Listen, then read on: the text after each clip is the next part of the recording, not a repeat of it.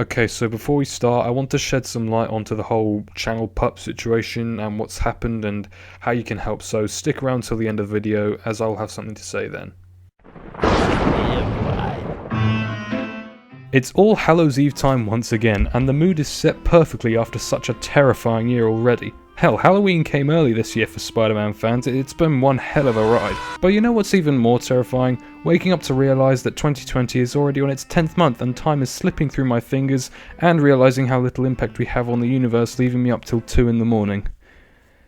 Oh, yeah, and Sonic's DS ports are a mixed bag too. So I'm guessing that if you've clicked on this video, you're either around my age or a few years younger. If you're around my age, then you'll most likely remember the incredible device that was the Nintendo DS.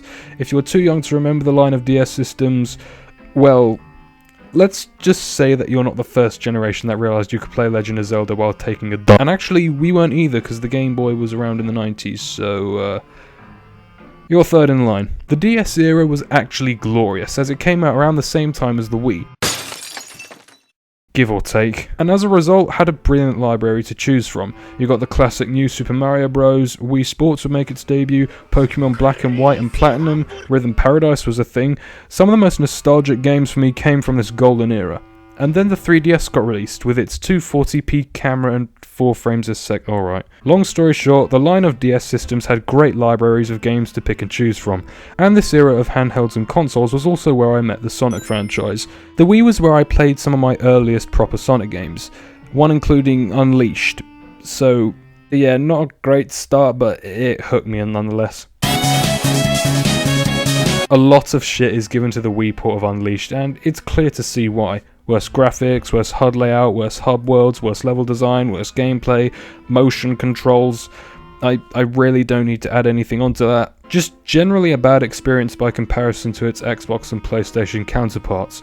But still, it sent me down the rabbit hole that is the Sonic fandom, so all in all, can't complain. After that moment, I started playing them all. Colors, the Olympic Games, Secret Rings, which was a mistake in hindsight, and leading up to today where I've experienced almost every game made since 2006, and this includes the DS branch of games too, which I'll be shedding some light on. Everyone always talks about all the console releases, but the handheld ports are more often than not skimmed over, so their day of reckoning has arrived, and what better place to start off than the beginning, the Classic Collection.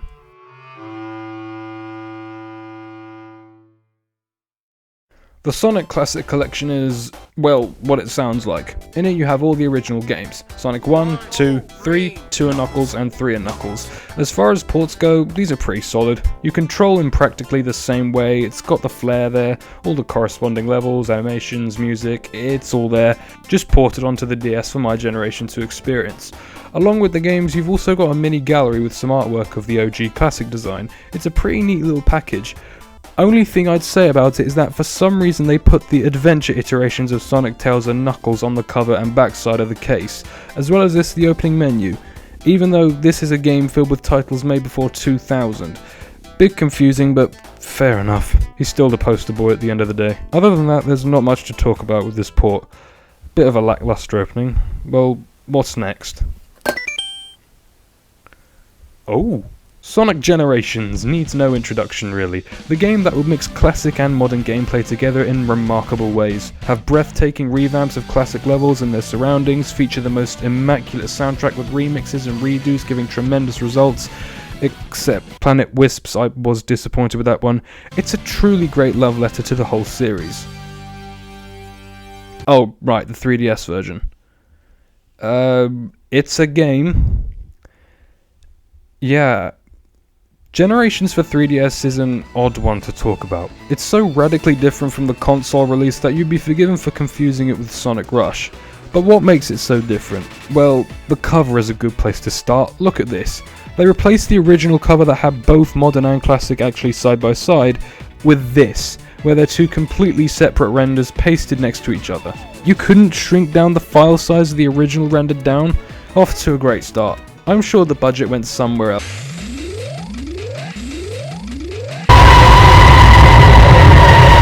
Right, so into the actual game itself. Right off the bat, you'll notice that the stages are all completely different to console versions. Yeah, you've still got Green Hill and Radical Highway, but there are 2 missing stages, making 7 in total, featuring Casino Night, Mushroom Hill, Emerald Coast, Water Palace, and Tropical Resort. Okay. It took me a while to figure out why they changed these stages, but I've finally come to a semi-logical conclusion. All of these stages work really well in 2D, despite the fact that 3D is very doable on the 3DS. All the stages stay strictly 2-dimensional. You have got segments where you may go a little further away from your view, but you got no portions where you can just barrel down a path. You know, that aspect that separates modern from classic. And just to piss me off with telling the difference between the two, classic gains the ability to do a homing attack halfway through the story, because they weren't identical enough already. Gameplay is serviceable, you can control both iterations of Sonic fairly smoothly, and platforming is decent overall, but you don't seem to get the same emphasis of speed like you did on the console versions. Leaves a fair bit to be desired. Then there are the cutscenes.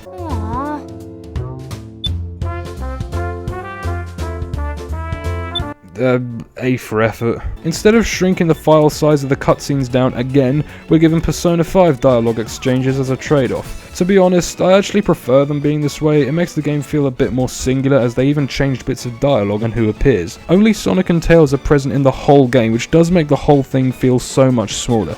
But I don't know, they did as best they could with a clearly strained budget.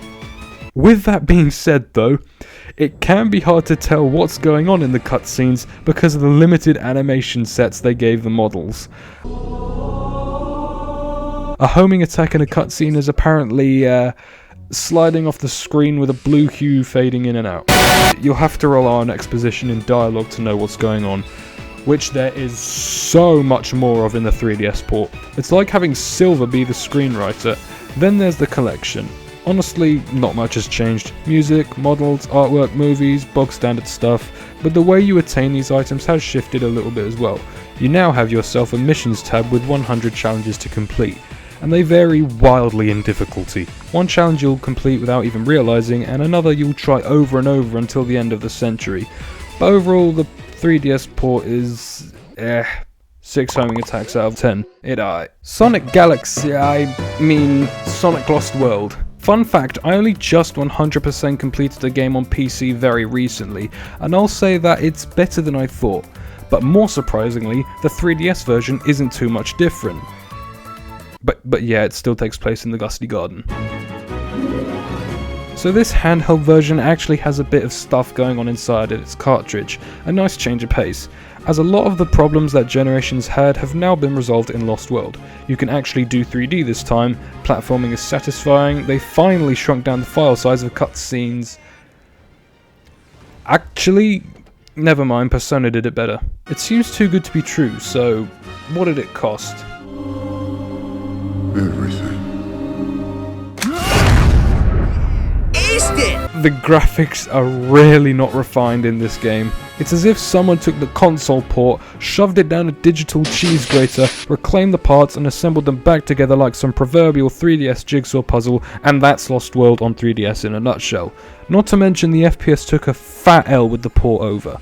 Aside from the graphics and drugged FPS, this game was okay, I think. Some stages felt a bit more like mazes than actual platformers, and even at the ripe old intelligent age of 11, when I first got this title, I was left thinking, yeah, that's great and all, but I don't remember asking. It's okay, but it certainly leaves more questions than answers as to why this game is official canon, and that question has troubled me since. But like with all 3DS ports, there's got to be something distinctly different about them. And this time you can walk into Tails' workshop to purchase useless gadgets you never use. In said workshop you can actually view cutscenes and listen to music throughout the game. So at least the 3DS version got that right. But as well as this, there's a whole currency system. After completing stages, you get elemental items that can be used to craft rarer elements, which can be used to upgrade the workshop, letting you craft more useful gadgets that help you complete stages, to collect elemental items that can help you craft rarer items that can upgrade the workshop, and this game is a glorified grind simulator.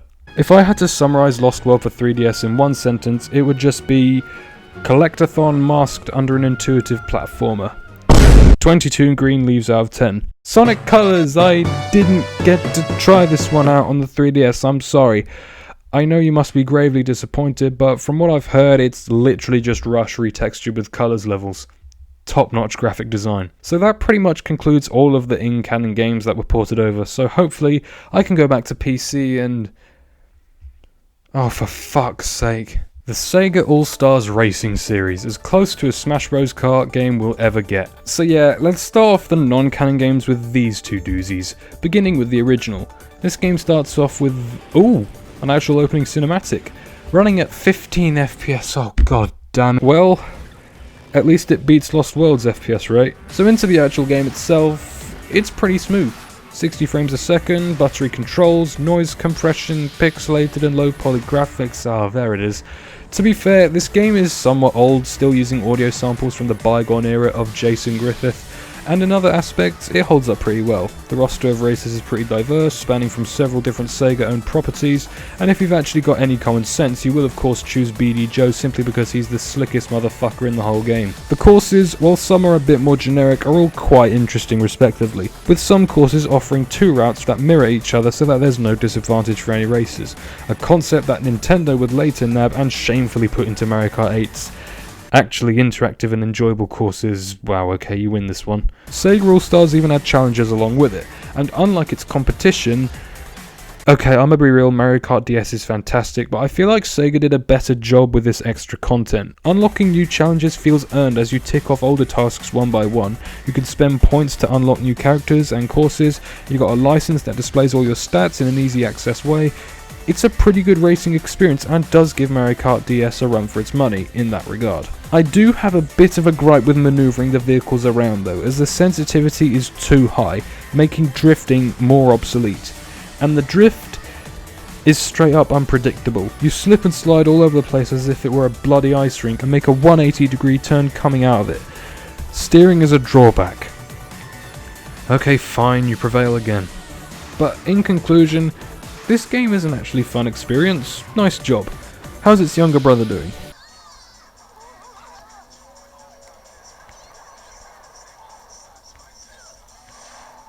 Why am I not surprised? So the 3DS version, All-Stars Racing Transformed, it's not finished. I'm not even joking, this game feels rushed and incomplete. Enemies and items on the course look like 2D sprites that were slapped on last second, the FPS rate on characters and the course backgrounds are choppy, the animations could be better. It's not a great first impression coming back to this game. But hey, we got a cinematic again. This game makes me feel hollow. So the main appeal this title has is obviously the fact that you can still play as the legend BD Joe himself again. Oh yeah, and the land, air and sea gameplay. The concept itself is pretty intuitive. So much so that Ubisoft would be next to obviously replicate it for their landmark title, The Crew 2. Bloody friend. But notice that I said concept, because in practice, it's not quite as clean cut. Cars handle pretty well, they already know what they were doing there because of the previous DS game. Boats are slightly irritating to say the least, what with the unpredictability of how they land from jumps and handle in general, and then planes. Oh dear God, the planes. It's not so much that they're uncontrollable, but the drift is wonky and the controls are still inverted while drifting for some reason. It doesn't sound too bad, but goddamn if you don't crash into a 240p Wasp on your first few races. Now to be honest, the driving isn't the actual bad thing that makes this game feel unfinished, because much like Ubisoft again, this title has an obsession with bugs. Rivals don't slow down when you hit them with an item? Yep. Fail a transform or stunt jump for no reason even though you timed the flip perfectly? You bet. Get trapped in an endless soft lock loop of clipping through the ground, making finishing a race literally impossible and forcing you to restart a 15-minute Grand Prix? Ding ding ding, fucking ding ding. And that's just to name a few. What about how sometimes you'll drive straight through an item drop and won't receive anything from it? Not even the mighty blowfish. Or how about when you sometimes transform, your vehicle will just come to a halt for no bloody reason at all? Or the hitbox displacement, as it is so inconsistent you can't tell if you will or won't hit something. It's more of a hassle avoiding the glitches than it is to know the course layouts without looking at the minimap. It's a bloody annoying headache getting around the jank, for God's sake. But underneath the pile of shite that is gameplay, what other content is there? Well, there are challenges, like the original predecessor, but laid out in a way that, I will admit, is much better presentation-wise. It's laid out in a career tab with 5 worlds that feature challenges with ranks instead of stars and unlockable characters. Compare this to the system the DS title had, where you'd cash in XP coins assimilated. It's a definite step up, and unlocking characters feels earned, even though they're all pointless, as you should only ever play as my man BD. Sonic in a blue LaFerrari? I sleep. BD in a taxi that can turn into a hovercraft? You also have your standard time trials, plentiful maps, and a much larger racer roster this time round. As well as this, you can actually customize your vehicle perks, making it focus on acceleration, speed, item chance. It's more interesting and allows you to shake up the gameplay a fair bit by trying out different combos. The content in this iteration is good. It's just a shame that it had to be overshadowed by the sheer army of insects burrowing inside the game's code. Unpredictable. 4 blowfishes out of 10. Alright, so we've covered quite a few DS ports, but none of them are really mind-blowing, or if they are, it's in the wrong way. So I can probably fit one more entry into the mix. Something that has actual replay value because it's fun. Something that has actual weight to it. Something fresh. Close enough. Yes, the Mario and Sonic Olympic Games series, an IP so bizarre, it just works. Dawned in 2008, the series only had 3 games ported onto the DS line, and I will be primarily talking about arguably the best of the lot, Vancouver 2010, along with a minor foreword about Beijing 2008. Yeah, don't worry, your time will come eventually. So the 2008 title was something quite different from all the other Sonic games ported before. For one, it actually included Mario in it, and 2, it wasn't so much a title with levels and a plot, but rather a compilation of summer Olympic activities. Athletics, swimming, combat, all with multiple events that last no more than 2 minutes each. It's very accessible, and is a very casual yet enjoyable way to kill time. But cementing this even further was the concept of dream events, a base of normal events but featuring crazy, outlandish twists set on the clouds high above the Chinese sky. They're refreshing and offer much more iconic Mario or Sonic flair to them, whether that be from items or location. As well as this, you got your collections of medals, music, and challenges to boot as standard. A solid foundation of a game, decent enough. Now, fast forward to 2010, the deep water rig has exploded, Inception is a thing, One Direction would be let loose to cause irreversible damage, and Vancouver Winter Olympics have arrived, with Sega eager to have a crack at round 2. And goddamn did they deliver. What Beijing had, Vancouver doubled. I mean, just listen to the song you get when you open into the main menu.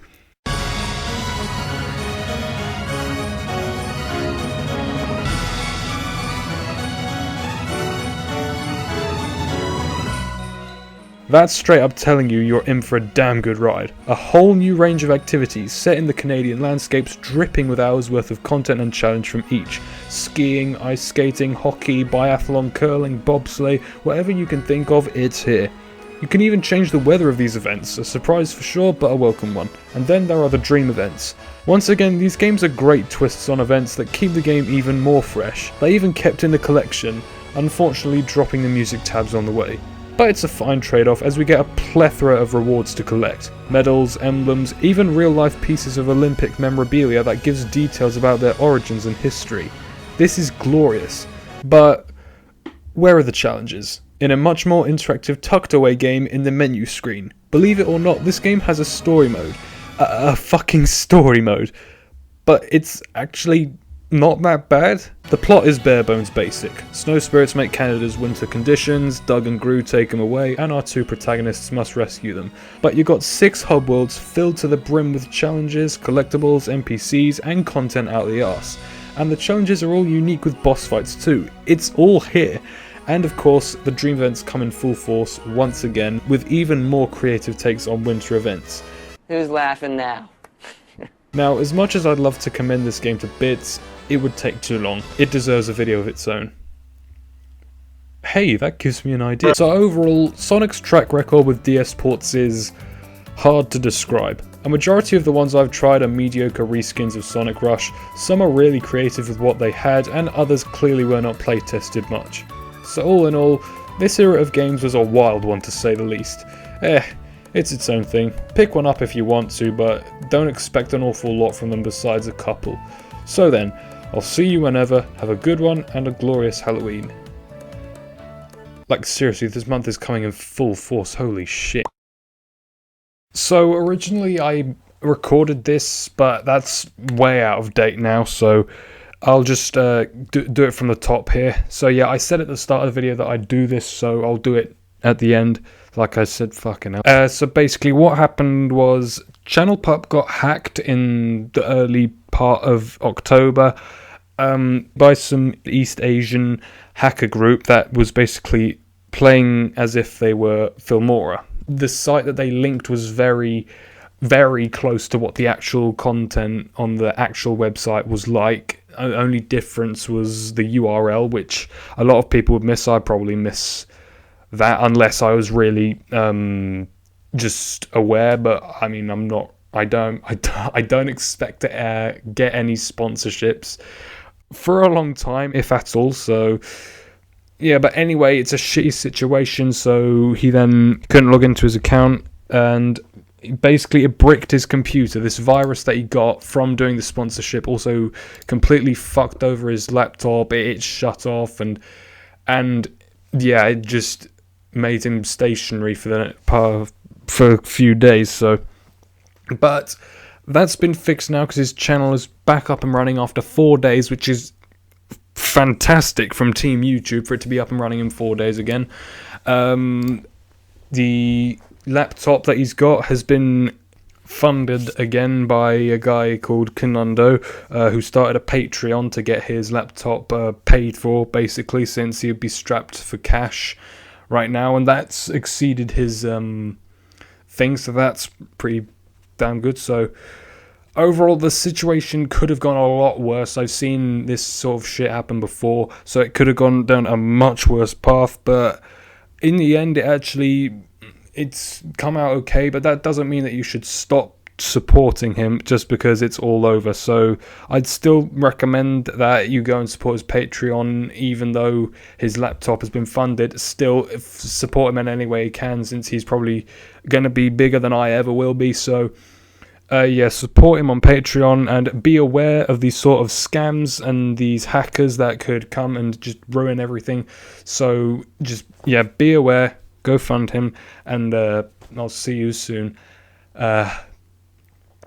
Yeah, I don't know how to end this. Okay, so goodbye. Here I come, rougher than Knuckles, the best of them, tougher than Knuckles. You can call me Knuckles, unlike Knuckles, I don't chuckle. I'd rather flex my knuckles, I'm hard as Knuckles. It ain't hard to chuckle, I break them down whether they knuckles.